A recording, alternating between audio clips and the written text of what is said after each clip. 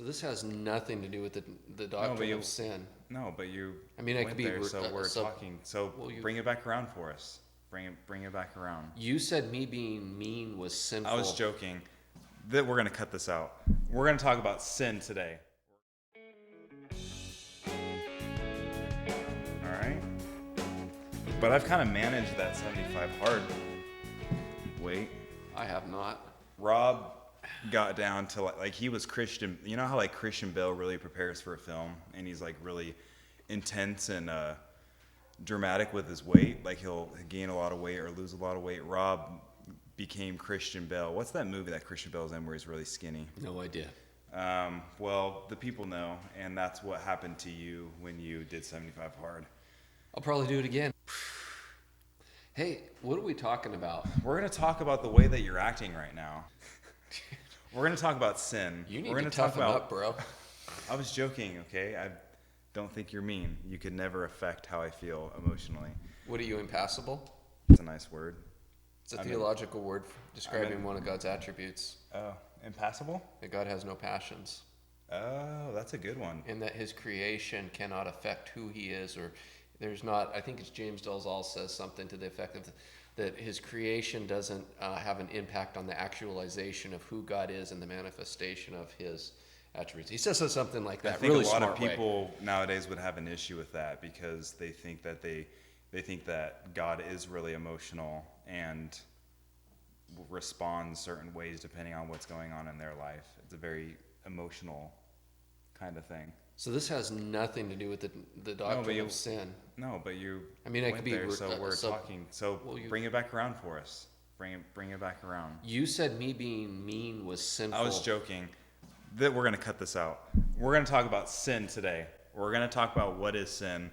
We're gonna talk about the different kinds of sin because I think people have a tendency to, if you're not a Christian, you automatically go to the big things like murder or adultery or raping someone. That's like a sin. I'm a good person because I haven't killed anyone before. Yeah, and I think the personification of evil is always Adolf Hitler. So as long as I'm not Adolf Hitler, I'm a good person. I might mess up here and there, but I'm really not a sinner.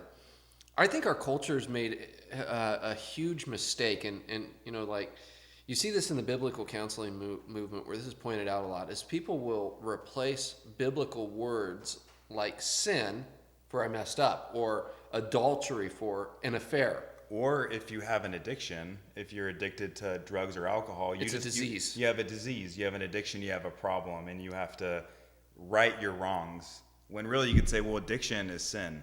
Like that's a sin. Yeah. The Bible covers that. So why are you trying to add a different word to it? I don't think we have a concept of what sin is in our culture. So, like, let's look at the Bible. 1 John 3:4 defines sin very clearly for us, where it says, everyone who makes a practice of sinning also practices lawlessness. Then it says, sin is lawlessness. So a sin is a transgression of God's law. Yeah, anything outside of God's law. Right, and a lot of people want to like debate this in theological camps of, well, what do we mean by God's law? Well, I think at the very basic level, what we're talking about is the Ten Commandments. In fact, he says in chapter 5 of 1 John, verse 2, by this we know that we love the children of God when we love God and obey his commandments. For this is the love of God, that we keep his commandments, and his commandments are not burdensome. And so I think at a basic level, it's talking about the Ten Commandments and departing those and all that is encapsulated in those Ten Commandments. Yeah, but then we can also go to the New Testament and see the Sermon on the Mount where Jesus takes it a step further. Like the Ten Commandments, you shall not commit adultery. Well, Christ then says in the book of Matthew that if you look with lust, you've committed adultery with that person in your heart. So it's not just a physical thing, it's a visual thing. Yeah, well, it's a matter of the heart. And I think that's what Christ is getting to, what the true intent of it was. He's not adding to it. He's saying, this is, look, if you're a follower of me, if Christ was speaking, this is who you are. Blessed are the poor in spirit. That's who the Christian is. Blessed are those who mourn, for they shall be comforted. And it is a mourning of their sinfulness. Poor in spirit is to recognize that we're spiritually bankrupt. It's so what Christ is talking about in the Sermon on the Mount. This is what a Christian is, and this is how we understand the law. It is a matter of the heart. Sin begins in the heart. Sin begins in the heart, and so we could say that everyone has sinned, and everyone sins most likely on a regular basis. And so even for the unbeliever that says, well, I'm a good person because, like we said in the beginning, I am not Adolf Hitler. Well, right there, Adolf Hitler thought he was a good person. So first we could say, where are you getting your objective standard from? Yeah, that's a good point. How do we define what is good? How do we define what is good? Because if there's not an objective standard, then it becomes subjective, and I'm good, Hitler is good, and how do we determine that? And you say, well, society determines morality. Well, then there's still societies that kill people and eat people, and they think they're good. Are we going to sit here and say that's good? No, it's not. Well, where are you drawing that from then? What's your objective standard that you're pulling from? That's right. And so I was just saying the point, like, we all sin. Everyone sins. Even where would you go to in the scriptures that says that? Well, Does the Bible say all sin? Yeah, I would say go to Romans chapter 3, verse 23. The Apostle Paul says, all have sinned and fall short of the glory of God. That's right. So it's not just, it doesn't say some, it doesn't say maybe sometime you might sin. It says all have sinned and all fall short of the glory of God, which means that we are all in desperate need to be saved from that sin. We have this massive debt that needs to be paid, and Christ paid it for us, and that's the only way that it can be paid. Absolutely, amen to that. And when we look at, like, when people want to argue, well, John wouldn't have been talking about the Ten Commandments, that's Old Testament, not New Testament. Look at Christ said that the law is that you are to love God with all your heart, mind, and soul, and you are to love your neighbor as yourself. That is what the Ten Commandments is. The first table of the law is about loving God. The second table of the law is about loving neighbor. I can't love my neighbor if I have hatred in my heart and want to kill them, or I want to commit adultery with my neighbor.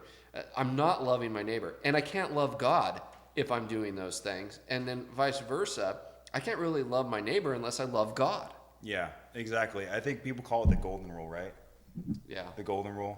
Yeah. And people say I live by the golden rule, and then you walk them through. Okay, well, have you ever lied to someone? Well, yeah, I have lied to someone. Well, how is that loving your neighbor as yourself? How is that the golden rule? If you lie to people, that's not loving, so that's a sin. Yeah, let's take it a step further. Let's take it a step further. Like, guys, you look at, like, say, the Ten Commandments.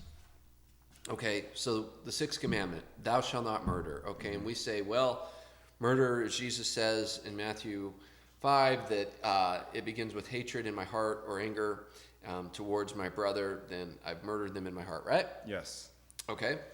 Well, like, when Calvin interprets the Ten Commandments, he says, yeah, but that's not all it is. It's not only a negative command not to commit murder. Am I doing all I can for the preservation of my neighbor's life? And to see, interesting. People don't like this term, but I'm going to use it anyways, and I don't care. Human flourishing. Am I doing all I can not only to not murder someone, but preserve life, because that person is created in God's image? That's a good point. And that's obviously that's something in our culture where we have completely gone away from that. We don't think about that at all as a whole. Right. I mean, Christians do, obviously, because if we didn't, we wouldn't be Christians. What are some smaller sins that someone might not even think is a sin? We mentioned, like, lying and stealing and blaspheming God's name. Those are, like, I'm not going to say minor things, but smaller things that people might not think about. But what's a level underneath that of things that we could say is a sin that we don't even think about? Yeah, I think people like Jerry Bridges, by the way, has a great book called Acceptable Sins, but one of them he puts in there is gossip. And I think gossip is not only an acceptable sin for the outside world, but it is in the Christian world, in the church as well. And we need to call that for what it is, that actually we're told you can't serve Christ if you are part of factions and divisions. We see that in the book of Romans, I think in chapter 14, is that you're not serving Christ if you're part of those. Actually, I don't think it is chapter 14. But anyways, I would okay. say gossip would be That's would be okay. part You of don't- that. You don't know where it is in the Bible. That's okay. You're just a pastor. It's okay. Wow, that's interesting. So, this is what it says. This is Is what it it. interesting? This is what it says in Romans chapter 16. So I said What 14. verse? It's chapter 16, verse Oh, 17. so geez, you were two chapters off. Yeah. Unreal, dude. By the way, we don't plan these. We just say we're going to talk about a topic. Yeah, we and just we initially said we're gonna sit down and have a plan.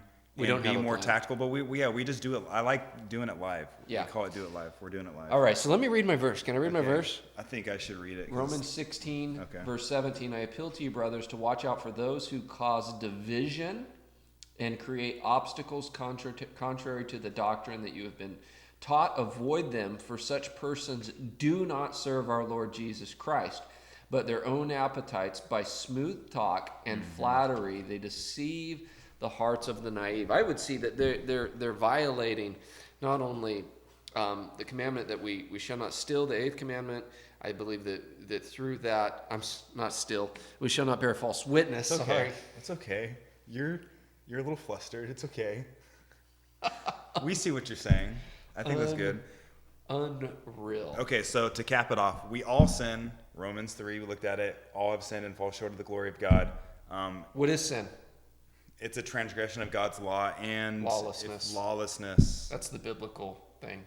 Yeah. What's a key name for Satan? For Satan? Yeah. The man of what was he called? The man of lawlessness. Man of lawlessness, yeah. So man of lawlessness. Yeah. You heard it here. You stay classy, Valley Springs.